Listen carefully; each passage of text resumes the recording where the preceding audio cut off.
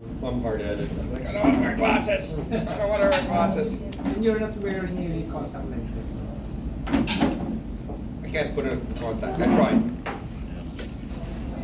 I get freaked out trying to put my Yes, face. pwede ka. Let's start this one.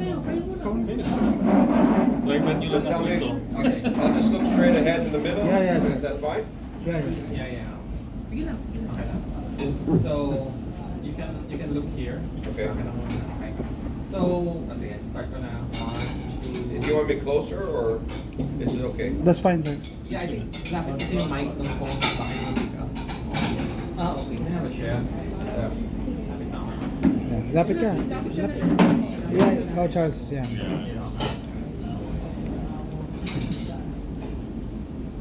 Alright, so we can begin. Sure. So, Martin, thank you very much for having us here at Armscor, Rock Island Armory and Armory, no? Rock Island. But we're Rock Island Armory, that's our brand. Armscor Global Defense is the company that owns all the other companies. So I have to manage, at least at the board level, at some point, every single company. But we have operational heads, like our stores are run by Gina Maria Anco, who's also my deputy. So when I'm not here in the Philippines, she's the boss. And when I'm here in the Philippines, she's my boss still. I've worked with Gina now since 1992. And I think she started in 1991, but 91, right? 91. 91. July, next Yeah. week. Yeah. We might- So, but I started working in the warehouse, driving a forklift in 1992. Prior to that, I worked summer jobs in the shooting range as a range officer, reloader, and bathroom cleaner. That was my job in Target Master Cubao. Okay. Old school. I still remember Yes, Target Master Cubao. I love shooting, so I would get paid minimum wage, but I was allowed to shoot at my lunch break, after, and before work started. If I got to work before work started, because my dad always made me late for work. And I was punished by cleaning the bathrooms in the shooting range. Because my boss at the time, Thomas Morato, God rest his soul, he's not with us anymore, he was really strict with me, despite my dad being his boss. He gave me no mercy. But I got to shoot every lunch and after work every day, and that was fantastic. I became a pretty good shot, and competed most of my time. It's fun. So how did you guys like the tour? Oh, it was fantastic. It was great. It was great. Actually, we were surprised We were surprised. because How advanced Rock initially, Island- they said, "Oh, it's okay to film that as long." We want the world to know, the innovation of Armscor. And we didn't know that you're using robotics. I thought CNC is, upper level, but Oh no, robotics. Yeah, I know. We saw it. We didn't film it, but we saw it. Oh, Yeah. that's only Gen 2. Oh, Gen okay. 3 is coming out December. Okay. It will be an autonomous robot on wheels. Moving around, yeah, moving We around. have a pilot cell, seven or eight CNCs is what we're thinking, and we're going to program. All the programming will come from a local company. The robots, unfortunately, still come from Taiwan. The Philippines doesn't have the manufacturing capabilities yet to do the robotics. But we have smart enough people that all the robots that you saw and all the future robots will be programmed by Filipinos. Yes. So in-house mostly, actually. My engineers are really smart. These guys are fantastic, and most of them live in Marikina. I've been blessed to inherit a company that has such good people around it. And so we've had a great labor pool to be able to choose from and grow Armscor into now what we consider a defense company. And Martin, what can we expect from Rock Island in the future? Lots of things. Most of the things that go bang are full auto and not available for civilian use. Sorry, Everything in my mind right now is strictly defense since we passed RA 12024 and the Self-Reliance Defense Posture Program Revitalization Act. You guys know that Armscor is the only surviving member of the original SRDP program of 1972. And so my dad has led the charge to bring back SRDP all these years, and then I was able to bring it to the finish line with RA 12024. And so I'm putting a product line to be able to satisfy that bill. So I'm a metal worker, right? We build anything metal. I can make plastic parts. You went to the foundry, saw our injection molding machines for plastic and stuff like that. But we want to be self-reliant here, and I want to work with metal. So anything from pistols, rifles, light machine guns, heavy machine guns, maybe up to 30 millimeter cannons can be done here in our facility in Marikina. We have enough technology here that we could possibly get to that. We do have to do some technical transfer agreements with people who are existing with those products, and then put the Filipino component here so that we can become self-reliant. Because before I'm even pro-gun, I'm pro-self-reliance. I was brainwashed since I was a little kid that we have to do it here in Marikina. We have to build it. We have to provide Filipinos with jobs, right? Having said that, I'm also grateful for the United States and the life it's brought me while I was running the U.S. operations, because all my children are born and now they're Americans. My wife is an American, Filipino-American, but she's an American, and America's given me so much as well. So I decided to open up factories in the U.S. too. So it's kind of the best of both worlds, a dual citizen type thing, even though I'm not American. I want to make everybody clear. I refuse to get my American citizenship because I'm proud to be a Filipino. Okay. So I get asked that in customs all the time. So, Why do you want to get your U.S. passport? Don't need. I have a work visa. Same here. I go to the consulate like everybody else does, and I sit there all day until I get my visa. I don't get any special treatment, trust me. I've spent one time when the system was still messed up back in the 90s, I spent literally 12 hours in line to get my number to come back 3 days later. And that was horrendous the way that system was. Now it's a lot quicker. 3 hours, you're in and out. But you know, I am Filipino. So for me, SRDP is key. I want to provide jobs for Filipinos. And I think you were going to ask me a question about that. Yes, of course, Martin, because Senate Bill 2895 or House of Representatives Bill 11539 has been seen as a great success by the Philippine gun community. Yeah. How do you think will this affect the local economy? Will it create more jobs? Will it lead to bigger growth in Filipinos owning firearms? What do you think? Well, definitely. I can't give you an exact number, right? Okay.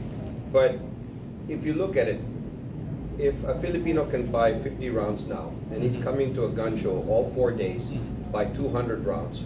If he could buy 200 rounds in the first day, right? How much money did he save on gasoline and time? Yeah. Right? So he can apply that and spend it somewhere else, right? Number one. Or he can come back to he can come on the first day, buy 500 rounds, and buy 500 rounds each 4 days per gun. Of course, the second part is what I would like. That would be my preference. But what would that do? Let's just say I sell 1 million rounds with 9mm every month here, right? That's the most popular caliber. I think everybody can agree on that.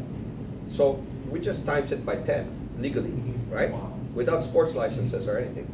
So let's say only 50% of the people can afford to buy 500 rounds, right?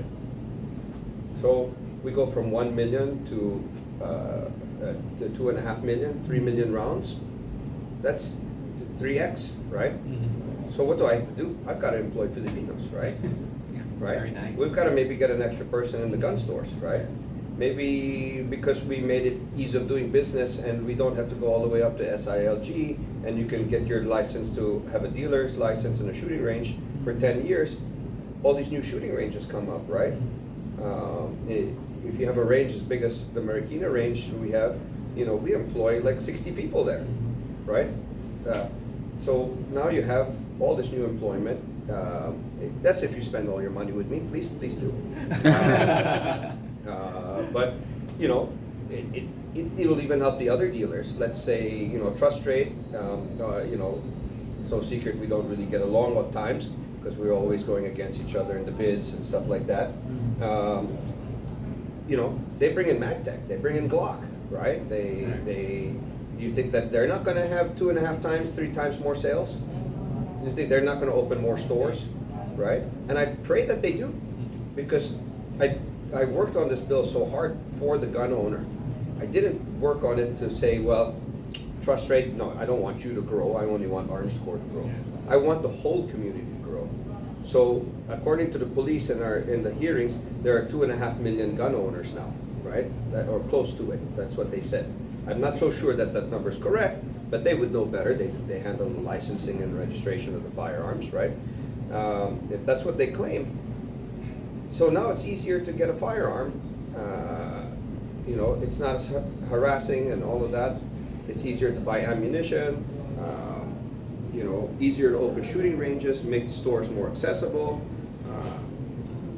Do you think that would grow the gun community? I think the answer is an absolute yes. How much will it grow? My hope is that we go from 2.5 million to 10 million. We go from 10 to 20. You know, why? Because the first thing I said in the hearings in the Senate was, we are a force multiplier for good. If you look at it, criminality goes down when law-abiding citizens have firearms. Because do you want to rob a house where you can get shot? Right? Do you want to try and hold up somebody who's carrying a gun? They'll shoot back, right? You're defending your life, you're defending your property, your family. Second, if we have 20 million armed Filipinos, even with just handguns, not everybody owning a rifle, do you think the Chinese with their 3 million men army would look at us and say, well, I want to go bomb the Philippines? I think the answer will be, let's just trade na lang. Let's do business na lang, right? That's what happens when you have, let's go back to the 1930s and 40s, World War II. Admiral Yamamoto was quoted as saying, we cannot invade the US mainland because behind every blade of grass there is an American with a rifle. They knew it then. People have forgotten that. Oh, guns are bad. Guns are bad. No, people are bad. People are good too, right? So my hope, and I hope my numbers are right, that go 10, 20, 30 million Filipinos as the population grows, as a awareness that owning firearms is not a bad thing, it's a good thing. We are the multipliers for good. We're the good guy with the gun. We don't, you know, we should call the police, but if somebody's breaking into the house, to let them know where the body is, because they're going to take 3 hours to get there. You know, especially in the province when they're so far away, right? It happened in Australia. You know, in the massacre in I can't remember what, in New South Wales. It took the police 3.5 hours before they could get to the town to stop the shooter, right? It's Port Arthur. And yeah, Port Arthur. There Port you go. Arthur. Yeah, right. You don't remember. I remember the incident and I remember the police response time, right? But even in a first world country today, current technology, everything that we have, it takes almost half a day for the police to respond to the city of Chicago. And we're in a third world country. And our policemen, God bless them for able to serve and to protect us in some way, but they are underfunded, right? Undertrained.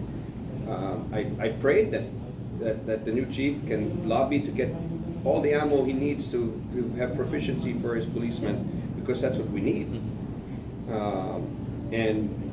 But they're going to take whatever time they need, and a lot can happen in 3 minutes, right? We know that you can come into someone's house and kill them in about 30 seconds if you really want to.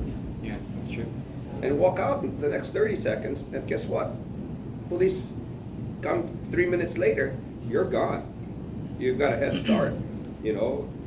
So it is what it is. We are responsible for our own lives and our own protection, our own family. Women, let's go to women too. I want more women to own guns too. Maybe this is an opportunity for them to train more by being able to buy more ammunition, everything. So women are physically less capable than men, right? Mentally, they're stronger than us. They can give birth to babies. So pain threshold, by far, men are wussies compared to women.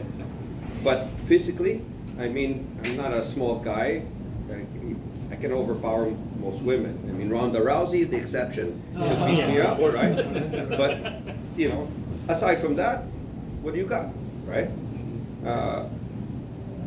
If a girl has a gun, 2 in the chest, 1 in the head, put me right down, wouldn't it, right? It's the greatest equalizer. And last but not least, which I also think of, we have so many great sports shooters here. And they shouldn't be forgotten. And for all these years, for 6 months, every 3 years, our sports shooters do not get a chance to practice because of a stupid gun ban that only affects law-abiding citizens. And I'm going to say it just like that. It's a stupid gun ban. And the ammo restrictions. Yeah, ammo restrictions, everything with the new 5,000 rule. Believe me, I wanted it higher than that because Eric Rafael shoots 1,000 rounds a day when he's getting ready for a world shoot. He's won 9 world titles. He's about to win his next one because he ain't gonna lose because he's like a machine because he trains. And our people do not have that same opportunity. Yet we have the talent here. Our young shooters, you know, we got Bro Texon who used to shoot for me. I'm a little pissed off about that You're because right. he left me, but you know, but you got Bro, you've got Edsel, you got Khalil, all those guys, right? These guys are fantastic shooters, and they're not given an opportunity to shoot. You know, 6 months of the year they got to go to the U.S. to shoot. You know, come on, right? I mean, you look at all those points. This law is so important for everybody. It doesn't matter whether you're a sports shooter or you want to defend your life. If you're a woman, you know, the important thing really is you take advantage of this law because we're law-abiding citizens, and now you have the opportunity to train, practice, the convenience. You know, 5-year PTCs instead of 2 and 5-year PTCs. I wanted 10-year PTCs to match our licenses. So ease of doing business. I was told if I kept on pushing that bill would go through. I took my win. You know, lots of things are good things in that bill. You know, and so you know, your guess is as good as mine how it will grow the industry. But my hope, and I think it can be a reality, is that we get into the tens of millions of Filipino gun owners. I don't know what the statistics are. Out of 110 million Filipinos, how many are over 21 that can afford a firearm and that can qualify for a firearm? But definitely, if 10, 20 million people are within reason with the numbers. I'm sorry, long-winded answer. I apologize. No problem. That was fantastic. Thank you. Any other questions? Okay, sige. I have another question, Martin. One of the things that that interests me because is the logistics of firearms, right? This will greatly help in national defense. When we were at the Senate hearing, one of the comments over there made, I believe by the representative of Government Arsenal, was that the gun ban was hindering them from transporting ammunition during election gun bans. So now that that is going to be severely reduced, how do you feel will this be seen by investors, both local and foreign? Will they invest more in our locally here in the Philippines in the arms industry? I'll tell you what I'm doing. I don't know, while you're going on the tour, you see these big giant boxes, unless they move them. I just bought a new rifling line for about 3 million euros. Wow. So saw that. I think that putting money into the Philippines. Yes. Oh, I believe in the Filipino, right? I believe the Filipino can and will, and that's it. I guess that's the difference between, what it was in the past, where I always heard that, kasi export quality yan. For the Filipino, you get something else, right? I never believed in that. When I took over, it was one quality. Whatever I made for the U.S., the Filipino got. Whatever I made for the Philippines, the rest of the world got. There's no difference to me. It's quality, period. Now, can I make it affordable? It's the next question, right? Because I want everyone to own guns. I've got an alternative reason for that. It's if everybody buys a gun, they come and buy my ammo, right? So I benefit. So I don't need to make as much money on guns. Traditionally, 1911s, the cheapest one you could buy, was a Colt, maybe 50,000 pesos back in the day, in the 80s, 90s, it was expensive, right? And then I come out with our security guard gun is, I think, MSRP of 20,000 pesos, right? Less than half a price. Don't quote me on any of those prices. My figures are all old. I didn't look at any of the prices at the tax show. So I'm just giving an example, round figure, right? Why did I do that? I'm making a little bit of money. I'm a businessman. I'm not a charity, right? But I want everybody to buy guns. I want everybody to fall in love with what I have fallen in love with since I started walking. I started shooting at 3.5 years old. I've been walking through this factory that you just went through when we didn't have 90% of the buildings we have here right now. In fact, up by the offices where we have our assembly, that was extended out. But where firearms engineering and all of that, that was air rifle assembly. And I used to go there with the employees, and there was this big open air window to air out the room. And I used to get the air rifles and put cigarette butts, because they were still smoking in the plant at the time. And we put cigarette butts on matchsticks and put them on the windowsill, and we'd have piso shooting matches inside that. And that's me at 4 years old, 5 years old, doing that. It was so much fun. And I'd wait for my dad to finish his meetings, which, by the way, were extremely boring. At least for a 5-year-old they were, a 6-year-old. And then my dad would come and take me to the range. And this beautiful VIP range, which you guys are going to be shooting in, was just mud and dirt with a couple of carpets, so that during rainy season we could not step on the mud. And the backstop was old stocks, rejected wooden stocks that we'd made into the backstops. And I shot my first machine guns here, my submachine guns mostly at the beginning, and then M16A1 around 7 years old. And I just fell in love with guns. Even in high school, my dad had a contract with Israel.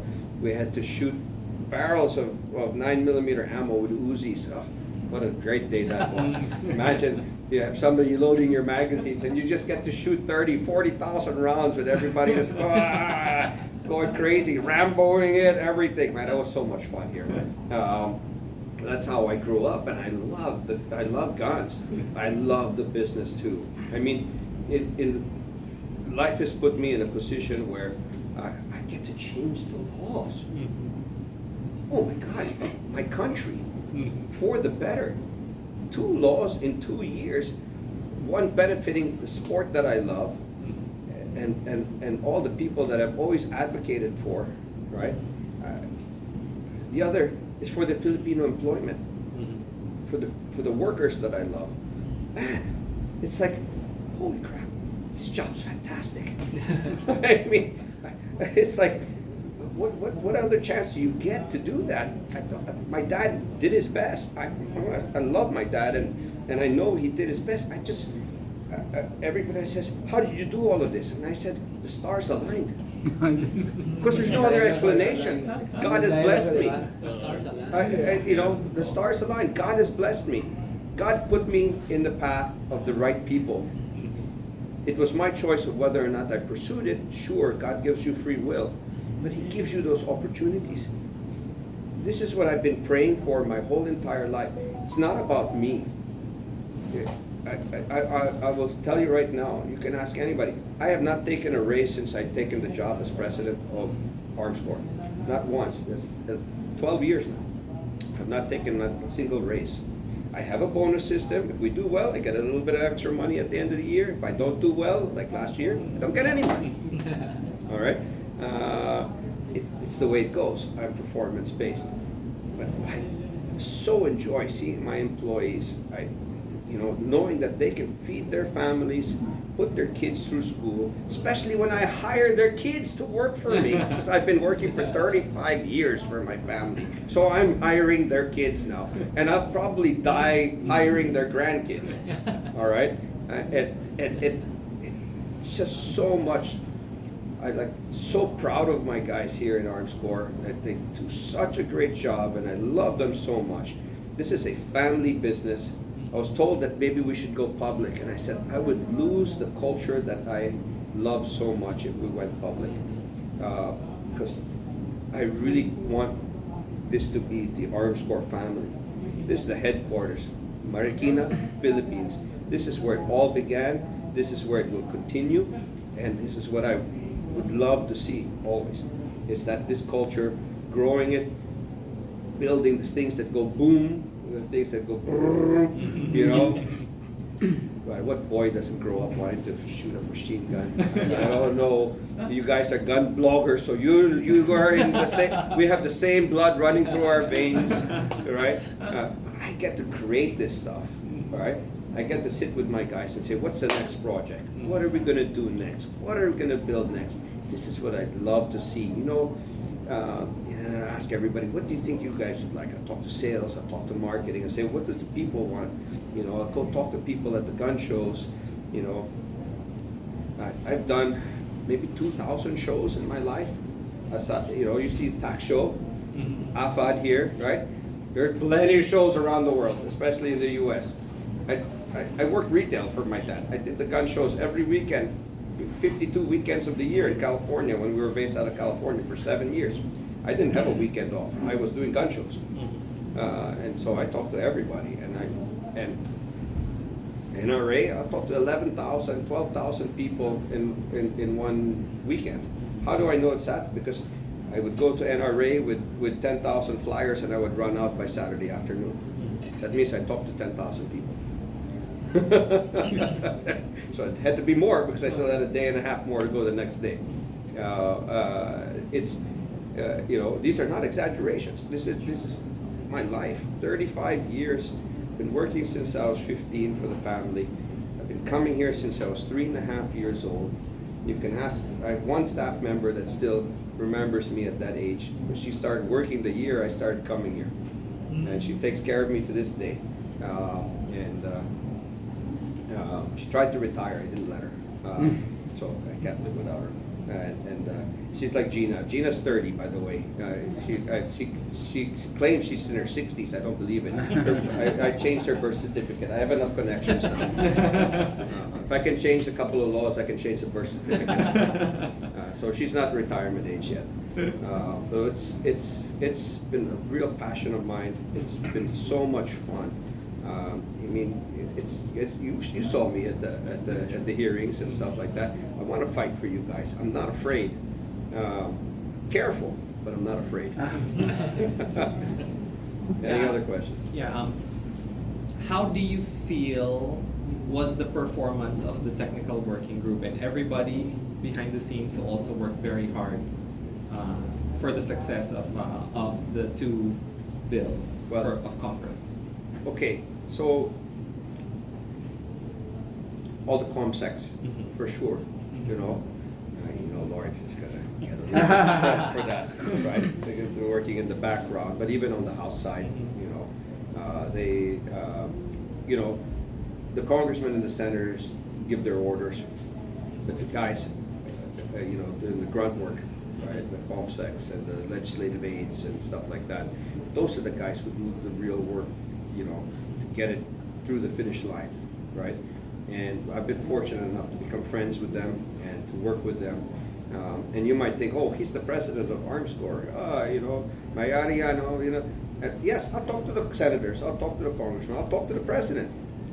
But the one thing I love doing is sitting down with the staff, because the staff get it done, and it's the fun part. Because then you sit there and you argue, and they say, "Do you think your boss would like that?" I don't think we can get that through. Karan, lagay mo lang yan. Lagay mo lang yan. And that's the fun part, right? It's the hours of negotiating with the staff to make sure that what the senator or the congressman or the chairman gets is what he would like and what you would like at the same time.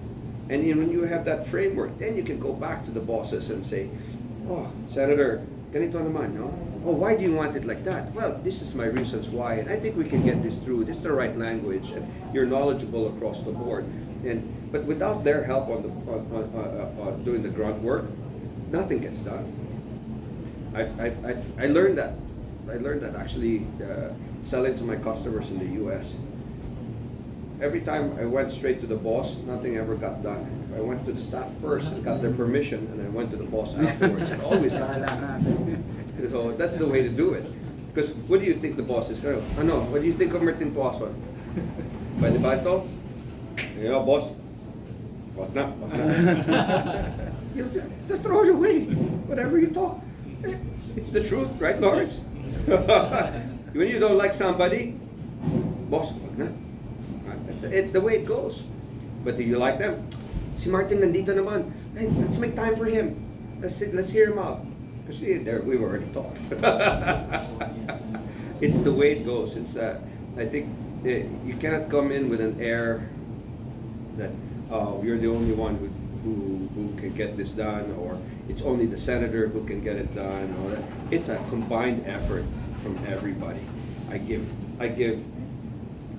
credit to the speaker, Chairman Dan Fernandez, Chairman Bato, Cheese Escudero, SP, Mig Subiri, Mark, all those guys. They all put in, but their staffs also really pushed everything. And so it's a lot shorter to say their names and give them the credit, but without their staffs, nobody push it. So now that you give me an extended time to do it, I'll give credit to the staff as well. And that's the way to do it. And of course, all the gun community, bloggers like you, Eric Topacio, Edwin Lim, standing together, being unified in our cause, right? It's really shows strength in our community, right? So they see us, and maybe don't want to antagonize the police or anything like this, because I'm friends with General Dilag, and I love the new chief and stuff. But they need to understand our point of view, right? They need to understand that we're not the enemies, right? And I think that we can talk to them and help them understand that we are the good guys. We are with them.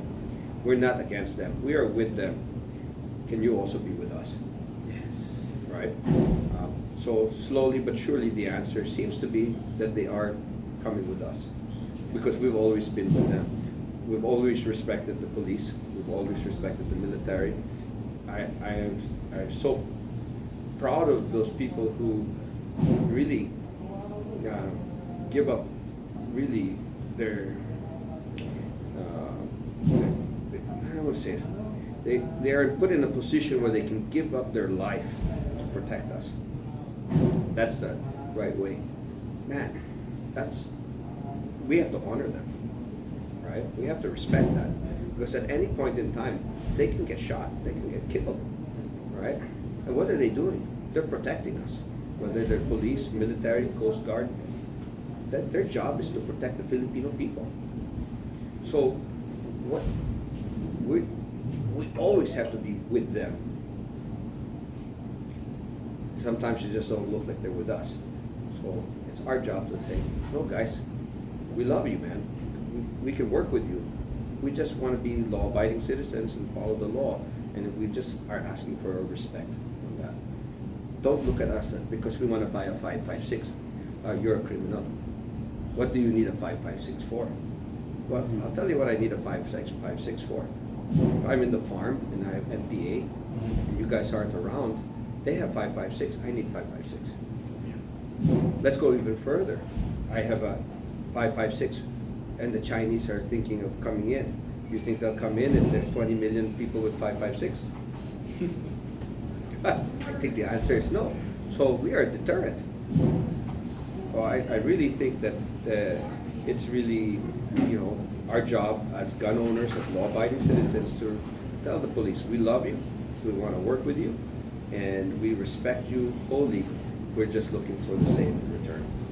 And that's as simple as that. And so the answer, again, long-winded answer for the TWG, everybody did their part. Everybody answered the best they could.